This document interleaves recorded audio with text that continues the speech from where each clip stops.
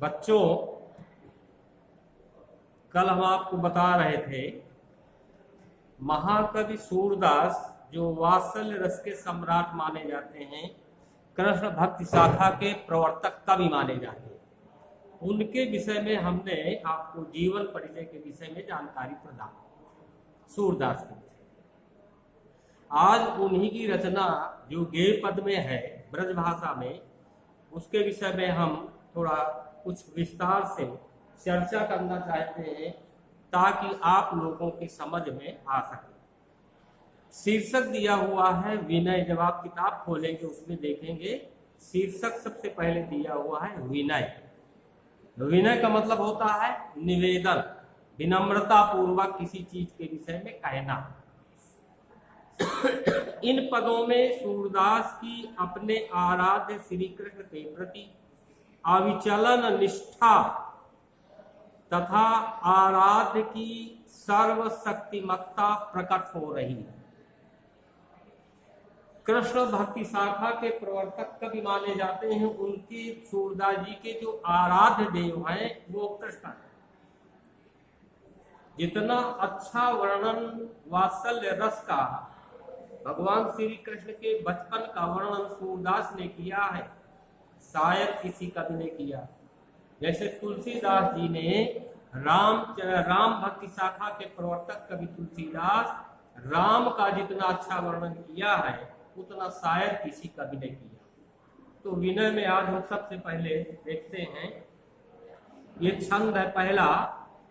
अब कै राख लेहु भगवान, हाँ अनाथ बैठ्यो दुम डरिया, पारद साधे बान, ताकै डरमय भाजो चाहत, ऊपर ढुक्यो सचान, दुहु भाति दुख भयो आनियह, कौन उबारे प्राण, सुमिरत ही अहि दस्यो पारधी, कर छूटे संधान, सूरदास सर लगे सचानहि, जय जय कृपा निधान। तो हमारे कहने का तात्पर्य ये है कि जब आपको किताब पढ़ाई जाती है, कोई चीज बताई जाती है, तो अपने हाथ में आप पेंसिल रखें, और जो शब्द कहीं पर ऐसे हैं जिनकी माने आपको नहीं तैयार या उसमें शब्दकोश में भी नहीं मिल पाती हैं, तो जैसे जैसे हम बताते जाते हैं तो उसके ऊपर पेंसिल से उसको लिखें। तो जब उसकी आप व्याख्या करेंगे, उसको पढ़ने का समझने का प्रयास करेंगे, तो माने आपको मिल जाएगी। जो कठिन शब्द है उसमें आपको कठिनाई नहीं होगी। पेंसिल से लिखना है, पेन से नहीं। मान लीजिए कोई माने हमसे गलत हो जाए तो पेन से वो खराब हो जाएगा, रंग जाएगी पूरी किताब। पेंसिल से है तो रबड़ से हिसाब करके फिर लिखी जा सकती। तो अब कै राख लेओ भगवान, एक पक्षी के रूप में विनम्रता पूर्वक भगवान से सूरदास जी निवेदन कर रहे हैं। एक पक्षी के रूप में, कि जैसे एक पक्षी है वो अपने भगवान की आराधना करता है विनम्रता पूर्वक। अब विनम्रता प्राप्त कहां से होती है? विद्या ददाति विनयम, विद्या से, ज्ञान से विनम्रता प्राप्त होती है। जैसे कोई वृक्ष है, उसकी शाखाएं कब झुकती हैं? जब उसमें फल आते हैं। अब कोई सूखी डाल को आप झुकाने का प्रयास करें तो झुकेगी नहीं, वो टूट जाएगी, खंड खंड हो जाएंगे उसके। तो विनम्रता ज्ञान से आती है। हाँ अनाथ बैठ्यो, अनाथ जिसके माता पिता कोई पता ना हो, कोई है ही नहीं। द्रुम माने पेड़ होता है, दरिया का मतलब होता है डाल, पारद माने होता है शिकारी, और बाण माने बाण माने, पहले सुन लीजिए, भाजो माने भागना, ढुके माने लगा हुआ, सचान माने बाज पक्षी, एक बाज पक्षी होता है जो पक्षियों का शिकार करता है। तो अहि माने सर्प, डस्यो माने काटना डसना, पारधी माने शिकारी, कर माने हाथ, संधान माने बाण, सचान माने पक्षी। इस तरह से इसकी माने।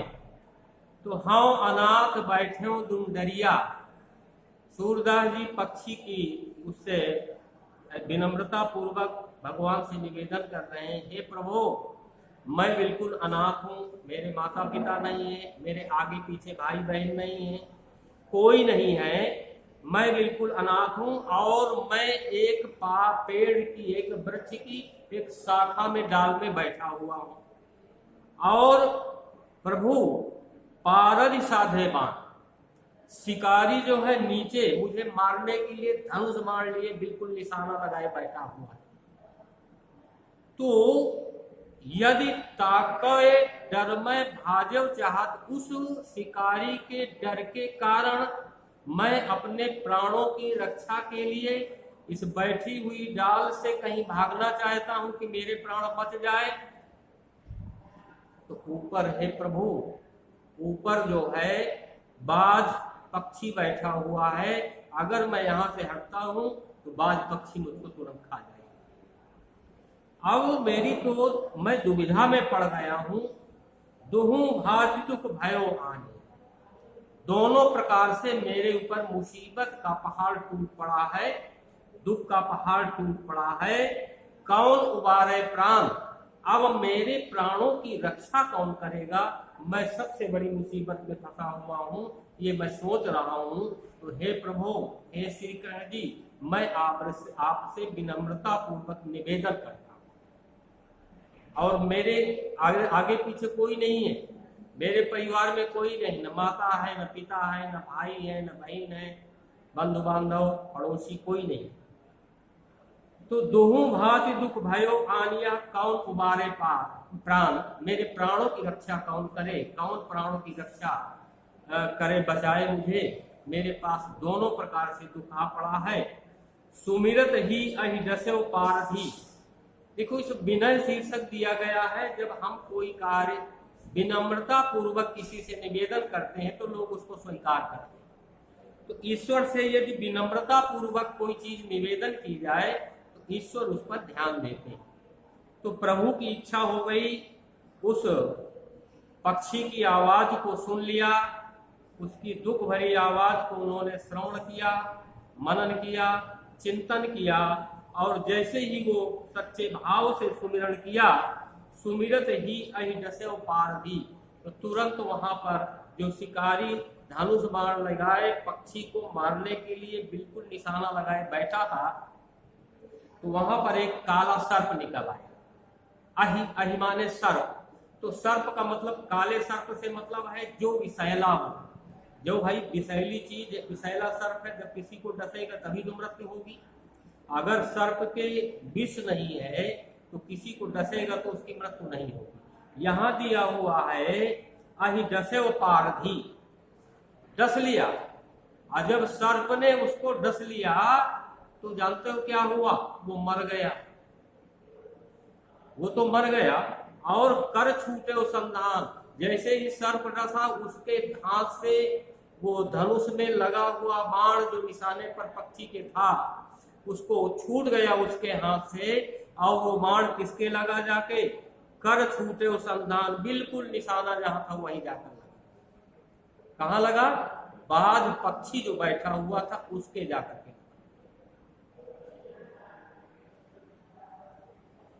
प्रभु की कृपा से, श्री कृष्ण की कृपा से, जैसे ही उस पक्षी ने अंतः मन से, साफ हृदय से भगवान का सुमिरन किया तो सर्प निकला। सर्प उस शिकारी को डसता है, उसके हाथ से बाण निकलकर उस बाज पक्षी के लगता है।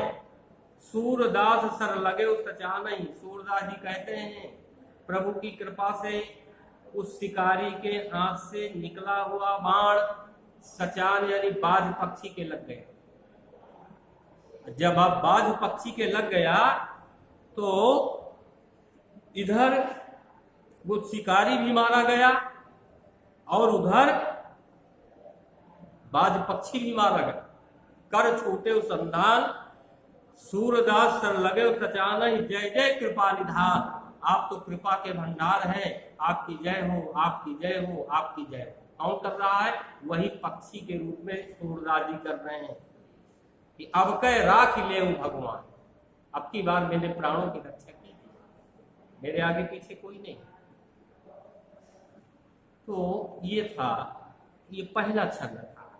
अब इसमें आपको ये बताया गया, इसी तरह प्रत्येक छंद, अभी जब विद्यालय खोलेंगे तो हम प्रत्येक छंद के विषय में चर्चा करेंगे, फिर से आपको पढ़ाएंगे। अब कोर्स हमारा पूरा हो जाएगा, किसी को परेशान होने की जरूरत नहीं, ठीक है ना। आप भी जैसे हम करते रहेंगे, आप भी हमारा सहयोग करते रहें और निरंतर आगे बढ़ते रहें। दूसरा छंद है, मेरो मन अनंत कहाँ सुख पावे। मन तो बड़ा चंचल होता है ना, मन की गति को कौन जान सकता है? मन की गति को कोई नहीं जानता, लेकिन मन को सुख कहां पर मिलता है? भगवान श्री कृष्ण के चरणों में। सूरदास जी निवेदन कर रहे,